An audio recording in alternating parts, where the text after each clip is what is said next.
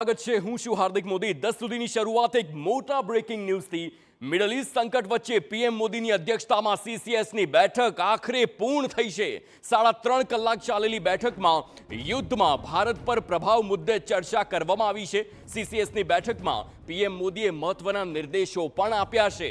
કોઈ પણ રૂકાવટ વગર દેશમાં ગેસ અને તેલનો સપ્લાય આપવાનો નિર્દેશ કરવામાં આવ્યો।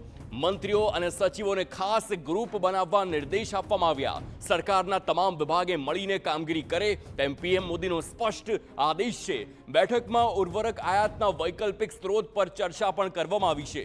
કાળાબજારી તેમજ સંગ્રહખોરી રોકવા પીએમ મોદીએ નિર્દેશ આપ્યો।